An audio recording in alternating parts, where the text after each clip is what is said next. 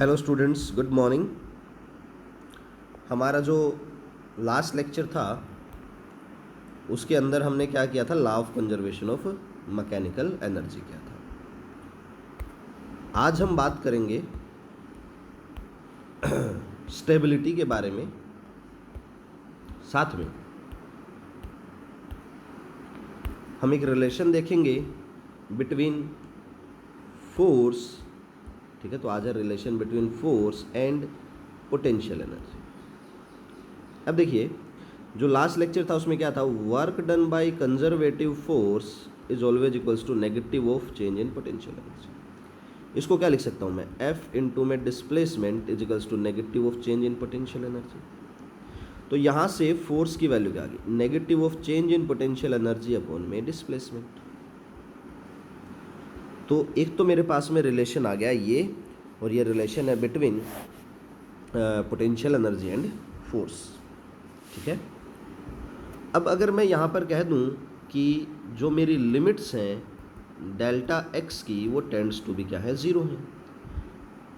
तो मेरे पास में ये जो negative of delta u by delta x है, ये किसके बराबर बन जाएगा, negative of d u by d x.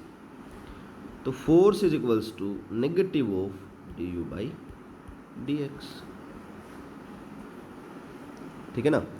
तो ये मेरे पास में क्या आ गया, रिलेशन आ गया between force and potential energy. आज हम बात करेंगे स्टेबिलिटी की।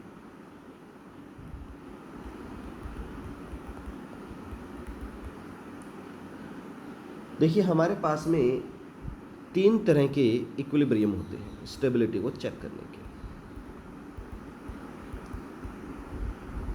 एक होता है हमारे पास में स्टेबल इक्विलिब्रियम, एक होता है हमारे पास में अनस्टेबल इक्विलिब्रियम, और जो तीसरा है वो होता है हमारे पास में न्यूट्रल इक्विलिब्रियम। अब देखिए, स्टेबल इक्विलिब्रियम कब होगा, चलो एक एग्जांपल से समझ लेते हैं। लेट अस सपोज मेरे पास में ये कोई स्प्रिंग है और ये ब्लॉक है, ये इसकी मेन पोजीशन है। मैंने क्या किया, इस ब्लॉक के ऊपर एक फोर्स लगा दिया जिसकी वजह से ये इलोंगेट हो गया। अब जैसे ही मैं इस फोर्स को यहाँ से हटाता हूँ, फोर्स को यहाँ से रिमूव करते ही ये ब्लॉक मेरा वापस जाएगा। क्या होगा, ये कंप्रेस होगा। जब ये कंप्रेस हो जाएगा, अब ये ब्लॉक मेरा इधर जाएगा दोबारा। यानी कि इस ब्लॉक की टेंडेंसी क्या है, इस पे लगने वाले रिस्टोरिंग फोर्स की टेंडेंसी क्या है, हमेशा ये मेन पोजीशन की तरफ लगेगा। तो स्टेबल इक्विलिब्रियम में क्या होता है, जब हम किसी बॉडी के ऊपर से एक्सटर्नल फोर्स को लगाकर हटा देते हैं तो बॉडी की टेंडेंसी होती है हमेशा टुवार्ड्स मीन पोजीशन जाने की, ठीक है ना। इसको हम बोलते हैं स्टेबल इक्विलिब्रियम। अब अनस्टेबल इक्विलिब्रियम में क्या होगा, देखिए, अब अनस्टेबल इक्विलिब्रियम में ये है कि मेरे पास में मान लो यहाँ पर एक बॉल थी, मैंने एक फोर्स लगा दिया, फोर्स लगाते ही बॉल आगे चली गई। अब इस बॉल की टेंडेंसी क्या है, ये हमेशा आगे ही जाएगी, वापस नहीं आएगी। यानी कि अनस्टेबल इक्विलिब्रियम में क्या होगा, जैसे ही मैं बॉडी के ऊपर से फोर्स लगा करके हटाऊंगा तो जो बॉडी है मेरी वो अवे फ्रॉम मीन पोजीशन अगर जा रही है तो वो अवे फ्रॉम मीन पोजीशन ही जाती रहेगी, उसकी दोबारा अपनी इक्विलिब्रियम पोजीशन या मीन पोजीशन पर आने की कोई भी टेंडेंसी नहीं होगी।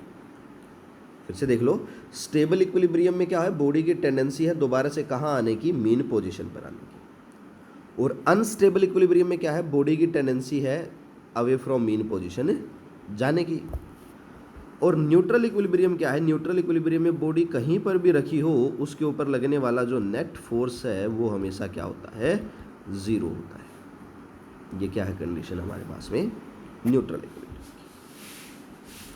अब देखिए, ये सिंपल मेंस लेवल तक का सिस्टम है सारा। अब आगे जो हम बात करेंगे वो एडवांस की बात करेंगे। इसमें अगर कोई बच्चा एडवांस के लिए अपने आप को प्रिपेयर नहीं कर रहा है तो वो यहाँ पर छोड़ सकता है, यानी कि कंपटीशन के लिए अगर वो प्रिपेयर नहीं कर रहा है तो।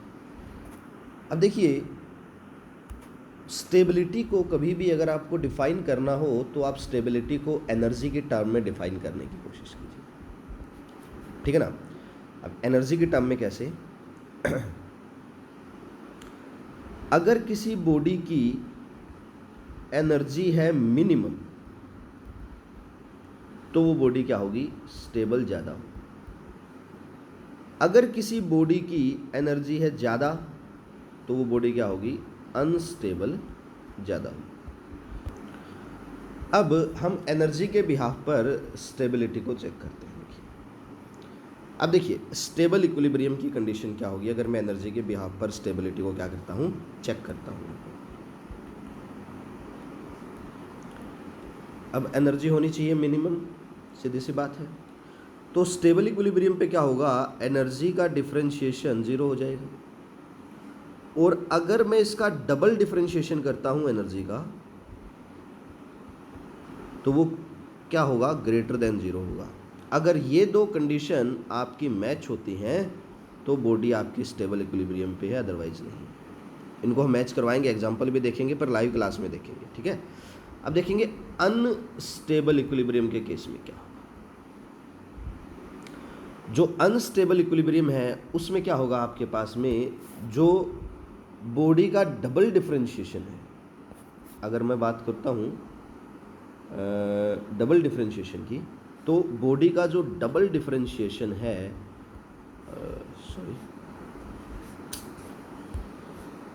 डी स्क्वायर बाई एक्स, वो क्या हो जाएगा, लेस देन। अब ये जो कंडीशन है मेरे पास में, ये किसकी कंडीशन आ गई, अनस्टेबल इक्विलिब्रियम की। अगर मान लो प्रॉब्लम है, कुछ नहीं समझ में आ रहा है, तो डरना नहीं है। हम लोग क्या करेंगे, लाइव क्लास में एक एग्जांपल लेंगे और फिर उससे चेक करेंगे कि whether it is in stable equilibrium और अनस्टेबल इक्विलिब्रियम, ठीक है ना।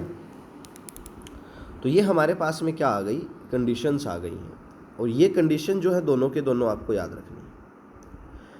अगर आप इन कंडीशंस को यहाँ पर देखें तो बेसिकली मैंने यहाँ पर नया कुछ नहीं किया है, मैंने दो कंडीशन निकाली हैं। एक निकाली है मैंने मैक्सिमा के लिए और दूसरी कंडीशन मैंने निकाल दी है मिनिमा के लिए। ये बात मैंने आपको बता रखी थी कि किसी भी ग्राफ का या किसी भी इक्वेशन का मैक्सिमा और मिनिमा निकालना है तो आप क्या करो, उसका डबल डिफरेंशिएशन चेक करो। अगर double differentiation greater than zero आ जाए तो वो किसकी कंडीशन थी, मिनिमा की।